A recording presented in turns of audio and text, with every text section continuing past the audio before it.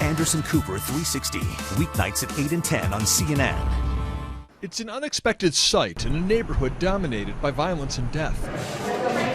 Gang members and friends of gang members from Chicago's South Side submitting to being frisked to make sure they have no weapons. They're doing it because once a week, there's something more important than the street. This is the Peacemakers Basketball League. Rival gangs whose members have killed each other on the streets now meet on the hardwood. The two teams on the court are giving me the honor of letting me warm up with them. But let me tell you a little bit about these two teams. Officially, they are known as the black team, and they are known as the blue team. However, on the streets, the blue team right here is known as the Gangster Disciples. The black team on the streets is known as the Black P. Stones.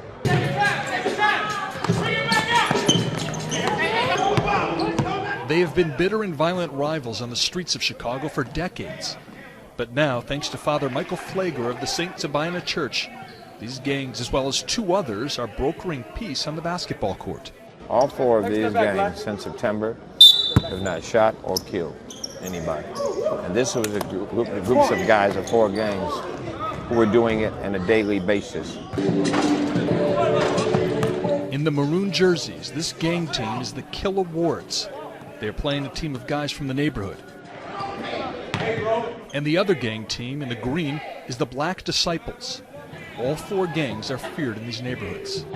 In fact, at one of the games, a guy was playing against a guy who had shot him about 6 months before. And now they're playing ball together. Polo Franklin is one of the players for the Black Disciples.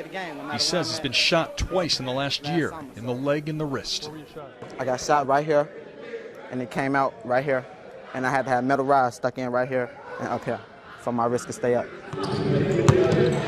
Polo is 20 years old. He says gang life is about brotherhood. But as he puts it, sometimes they get caught up in the wrong things. And when you play these other gang members here on the basketball court, can you believe that you're on the basketball court having a friendly game? Just a year ago, we was just at each other necks. It's hard to believe, but I'm glad it's happening. You feel me? I thank God for all that. I thank Father Pfleger for allowing us to have this tournament, you know, just for us to come together so kids can be safe going to school and stuff like that. It's pretty good, right? Yeah, it's great. We don't want overtime. On the sidelines for one of the games, Curtis Polar, one of the older members of the Black P. Stones, cheering on his team as they played the Gangster Disciples. All three together.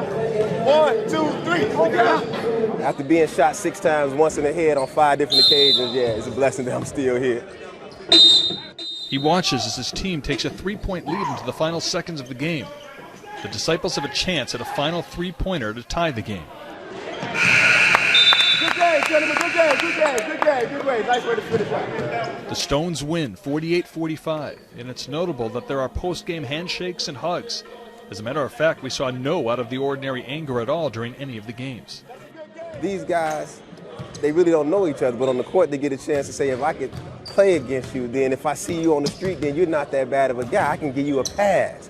Curtis Polar is proud that his guys have not been involved in any shooting since they started playing in this league in September. But he acknowledges the view that violence becomes ingrained. But do you think some of the guys on the court right now still think it's normal? Yeah. You do? Yeah. Even guys in your gang, the Stones? Yeah. Yeah, because... So what do you say to them? I say that life is more than a video game.